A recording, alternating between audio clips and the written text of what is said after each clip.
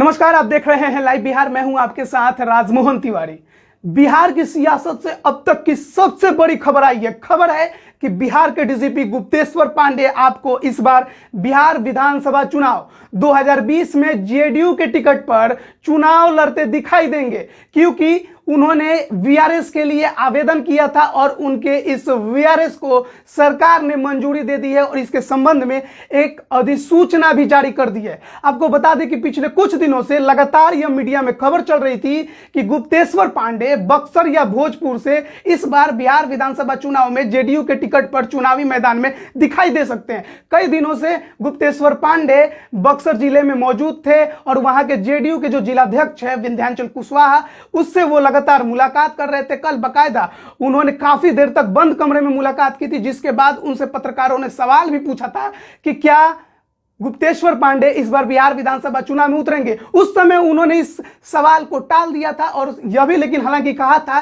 कि अगर कोई अधिकारी चाहता है चुनाव लड़ना तो इसमें कोई असंवैधानिक नहीं है, वो चाहे तो इस्तीफा देकर चुनाव लड़ सकता है और यह संवैधानिक है। हालांकि उन्होंने उस समय यह सवाल टाल दिया था और कहा था कि फिलहाल उनका कोई इरादा नहीं है चुनाव लड़ने का। लेकिन आज जब बिहार सरकार ने अधिसूचना जारी कर दी है कि गुप्तेश्वर पांडे ने वीआरएस के लिए आवेदन किया था और वीआरएस उनका मंजूर कर दिया गया है, यानी कि स्वेच्छा से सेवानिवृत्ति। आपको बता दें कि अभी गुप्तेश्वर पांडे का 5 महीने का कार्यकाल एज डीजीपी बाकी था।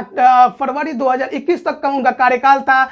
2019 के 31 जनवरी को उन्हें बिहार का डीजीपी बनाया गया था। लेकिन पिछले कुछ समय से देखा जा रहा था कि गुप्तेश्वर पांडे लगातार नीतीश कुमार के जो भी काम है उनको जनता के सामने रख रहे थे। अगर विपक्ष नीतीश कुमार पर पुलिसिया शैली और किसी भी कार्रवाई के लिए हमला करता था तो गुप्तेश्वर पांडे नीतीश कुमार को बचाने के लिए सीधे सामने आ जाते थे। उसी समय से लगातार विपक्ष भी यह कह रहा था कि जो बिहार के डीजीपी हैं वो जेडीयू के प्रवक्ता बन गए, हमेशा जेडीयू को बचाने के लिए सामने खड़े हो जाते थे। उसी समय से यह कयास लग रहे थे कि बिहार के डीजीपी गुप्तेश्वर पांडे चुनावी मैदान में इस बार दिखाई देंगे। लेकिन लगातार गुप्तेश्वर पांडे यह जो सवाल है और यह जो बात है जो मीडिया में खबर चल रही थी उसे टालते नजर आ रहे थे। लेकिन अब जब यह अधिसूचना जारी हो गई है कि वो स्वेच्छा से वीआरएस ले चुके हैं और उन्हें वीआरएस प्रदान कर दिया गया। आपको बता दें कि गुप्तेश्वर पांडे का वीआरएस स्वीकार करने के बाद बिहार सरकार ने होमगार्ड के निदेशक संजीव कुमार सिंघल को अतिरिक्त बिहार के डीजीपी का अतिरिक्त प्रभार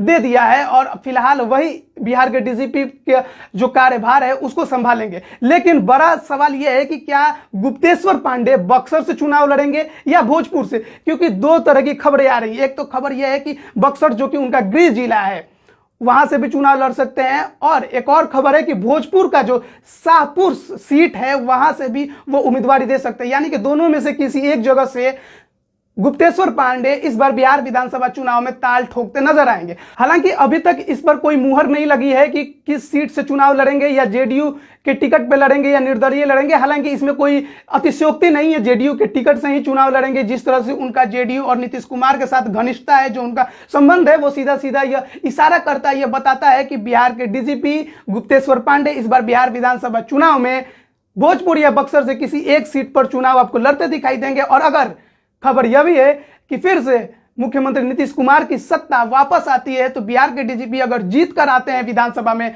तो उन्हें गृह विभाग का मंत्री भी बनाया जाएगा। हालांकि यह सब आगे की बातें हैं, भविष्य की बातें हैं। इस पर हमें इस पल का इंतजार करना होगा और यह देखना होगा कि वह किस सीट से चुनाव लड़ते हैं, और चुनाव लड़ते हैं तो उस चुनाव में क्या परिणाम होता है, क्या जनता उन्हें पसंद करती है।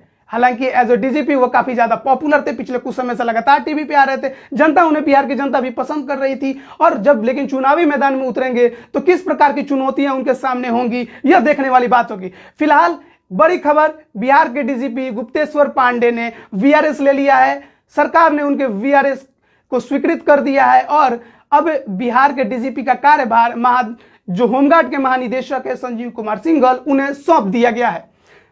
फिलहाल के लिए इतना ही। खबरों में बने रहने के लिए चैनल को सब्सक्राइब जरूर करें, साथ ही बेल आइकन की घंटी जरूर दबाएं। धन्यवाद।